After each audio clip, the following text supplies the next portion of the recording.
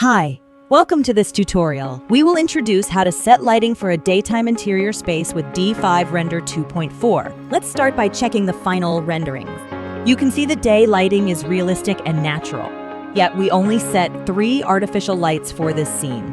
The rest is up to HDRI. Thanks to the global illumination of D5 Render 2.4, which saves quite a lot of time for interior designers. Before we get started, make sure to subscribe to our channel.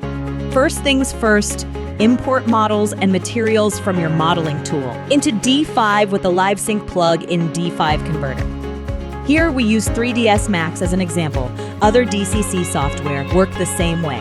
As we mainly talk about lighting here, materials and perspectives have been set beforehand. Clear all the environment, effect, and light settings. Turn off auto exposure because we need to manually set the exposure according to the overall environment. Switch to HDRI in the environment panel. We'll share several high-quality HDRIs in the video description. You can download them and give them a try. Here we choose an almost pure white HDRI. At this time, the scene will become dazzling because the HDRI itself is very bright, plus the significant improvement of D5 GI. Thus, we need to reduce the HDRI brightness to 0.2 to fit with the daylight interior atmosphere. We switch on the sun option, give it a proper angle, and adjust the sun disk radius. Then adjust the color temperature of HDRI sky cooler while that of the sun is warmer. Here's a tip to quickly create an atmospheric light and shadow. Place some trees outside the window, so the sun will leave a nice projection.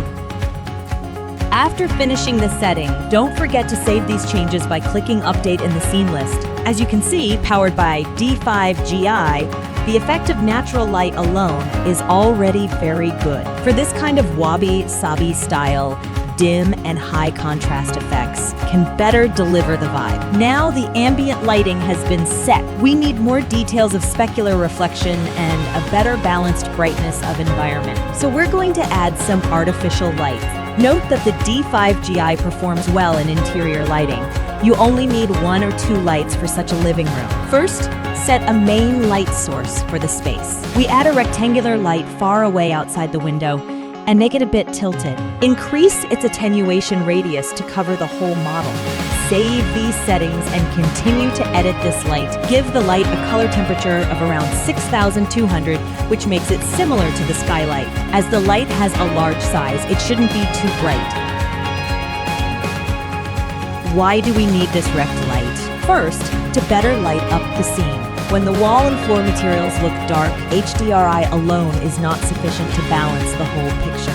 If we increase HDRI lighting intensity, it may result in overexposure. Therefore, a rectangular light is a better choice. Second, to refine the detail, the light source enables more specular details on reflective objects. Take this metal texture, for example. You can see the difference before and after the light is turned on. Move on to add the next rect light, which has a smaller size than the window. Set a barn door angle to create focused light beams, a neutral color temperature, and a proper brightness. In this way, the room will be more atmospheric when the light passes through. It will also enhance the contrast of the scene and give objects clearer outlines, thus making them look more solid.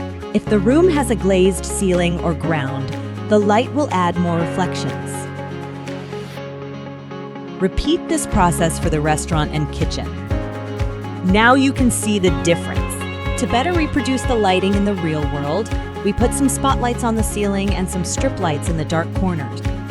Note that all the lights should have the same color temperature.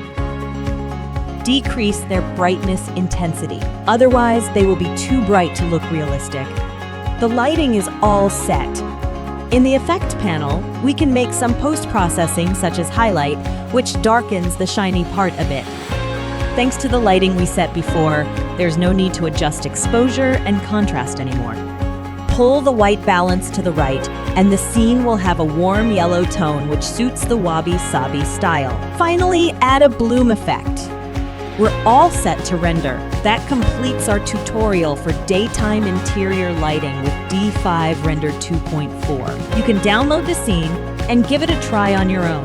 We look forward to seeing your works created with these skills. Thanks for watching. See you in the next episode.